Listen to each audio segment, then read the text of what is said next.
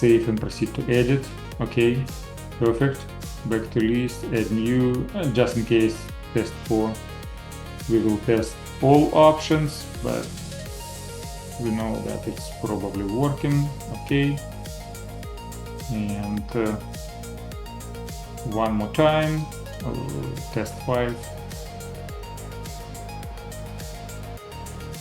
Okay, so that's the idea I wanted to show you.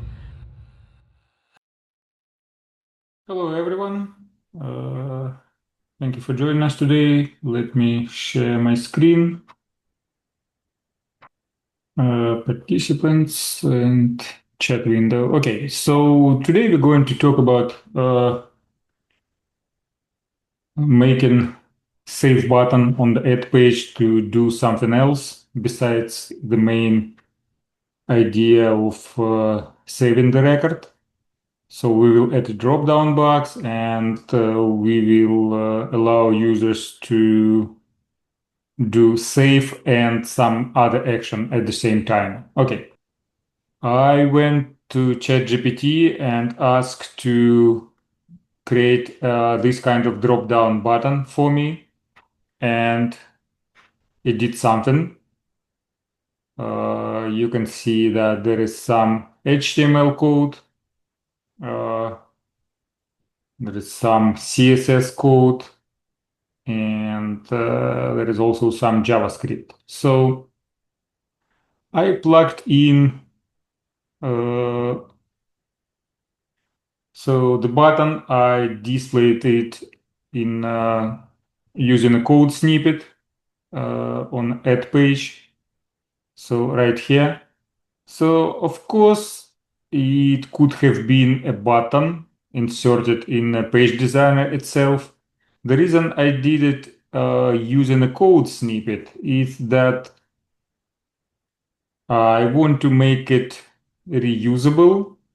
And if you take a look at the HTML code, let's just take a look at this, okay?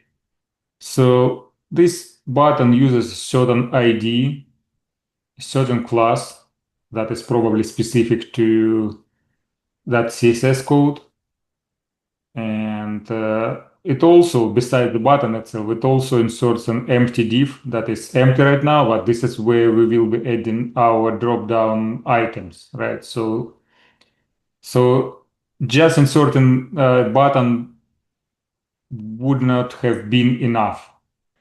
Anyway, I use code snippet mostly because of this. So we needed to create this kind of, I mean, it can be done in JavaScript as well. You can probably create some additional node in DOM, document object model, using JavaScript, but it's just a little bit easier if you do it this way, right? And easier to modify. That's my guess. So let me show you first of all how it works right now. It's not perfect. I mean, it doesn't by any means, but that's this is what we are here for. We are here to fix it. So first of all, it doesn't look right. It's pushes it a little bit to the top, and you can see that it displays that drop-down menu in some random place. But at least it is connected, so events are connected, and it is being shown. If we click somewhere else, it will disappear. So we need to start by changing the look of this button, then maybe using font awesome instead of that hard-coded arrow, because it's you want something that is maintainable, and we'll make sure that this drop-down menu is shown where it needs to be shown. So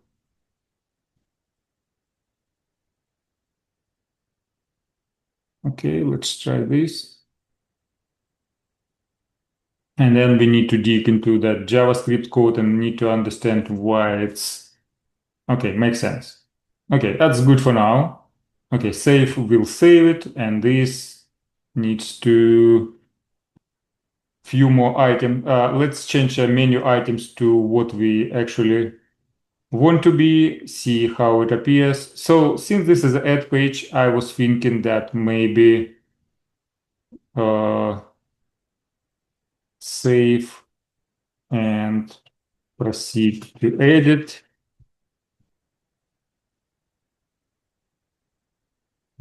Save and proceed to view.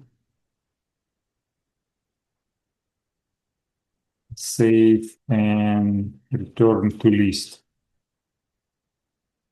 Okay. I just want to see how it appears. Okay. And what if we just do not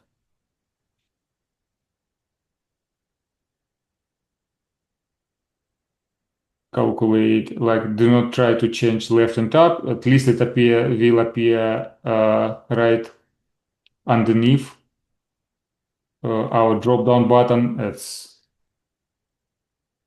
already something that makes more sense. And we just need to maybe, I don't know, calculate its position and push it a little bit to the left. Let's try to see what's okay. And we are almost ready to -3, please. -4. Okay, good. It's not perfect, right?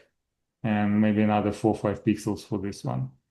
It's not perfect, but it's reasonable, right? Okay.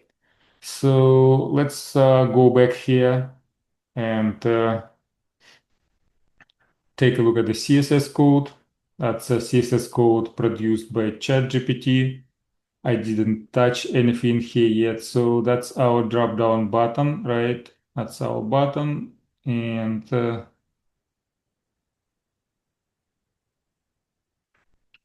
I guess,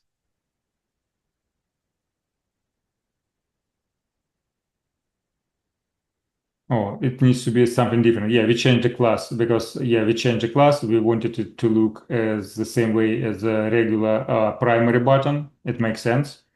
So we need to use this ID, drop down BTN. So it's going to be, so how do we, with ID, if I'm not mistaken, it needs to be like this, drop down BTN.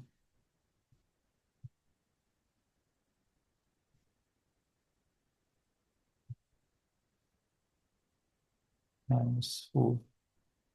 Okay, we'll see. Oh, yeah, I can edit that curly bracket automatically. Okay.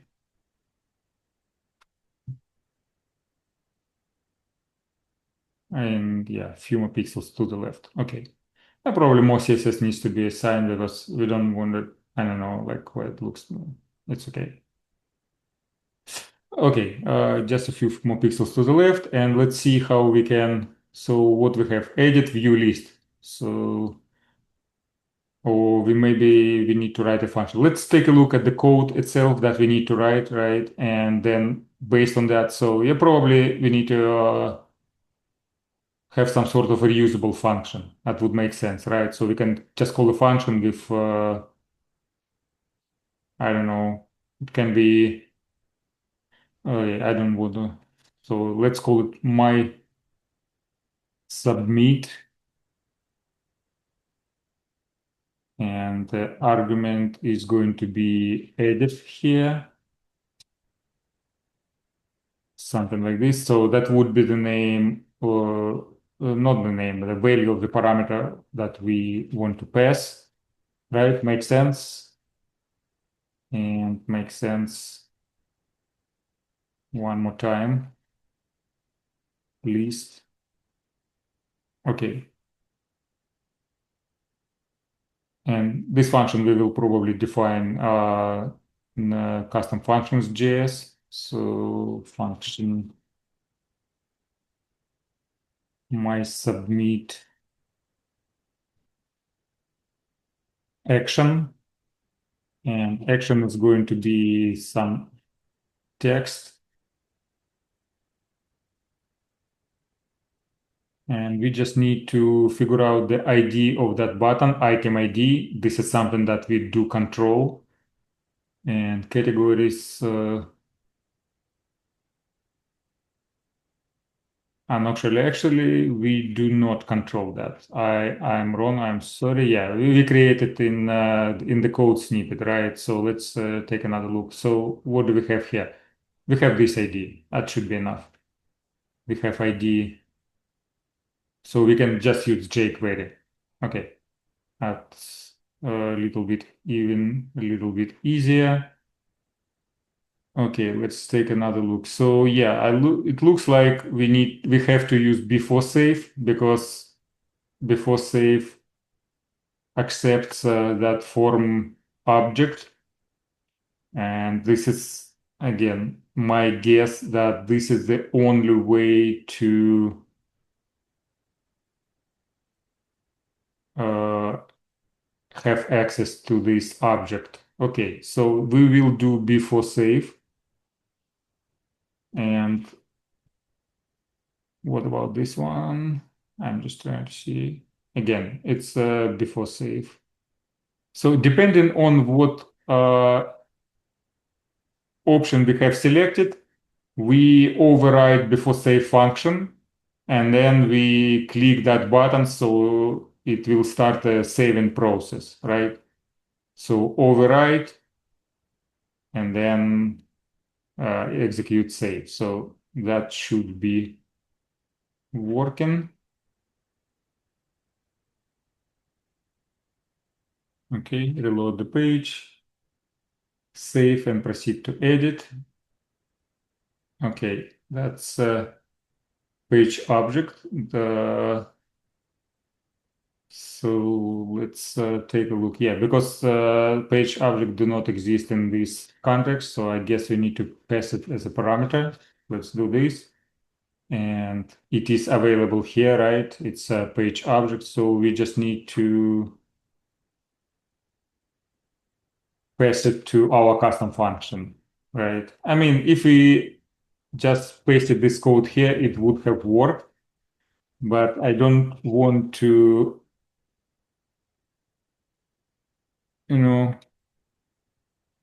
uh, just copy and paste the code when we can use a function. Save button. Save button is that what we need to click, obviously. Okay, we almost there. Then we, of course, can use that. So add save. So we can use that get item button. We can use it. Get item button. We can definitely use this. So, and the code needs to be like this. Add save right here.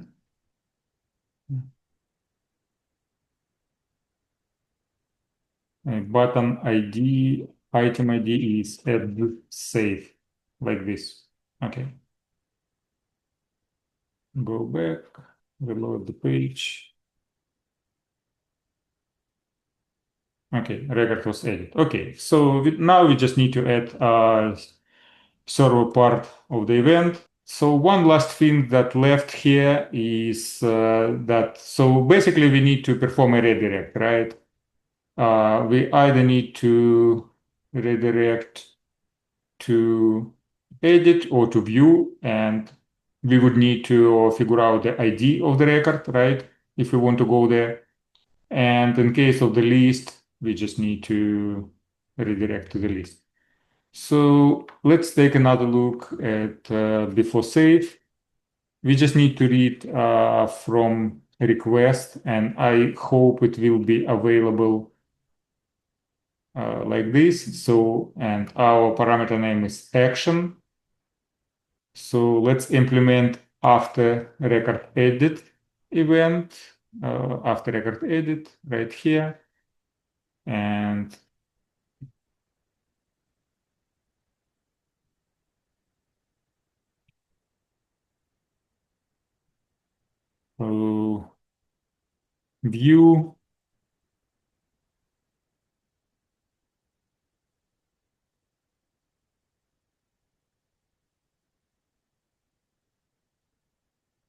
view edit and list.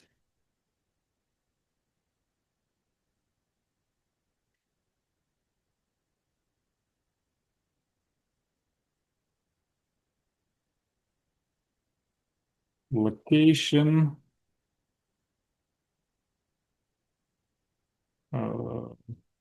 categories,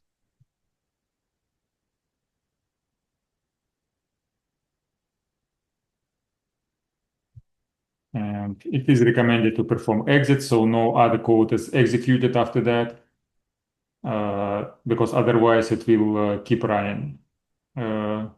That's is this. So in case of edit, and we need to figure out the ID of the record.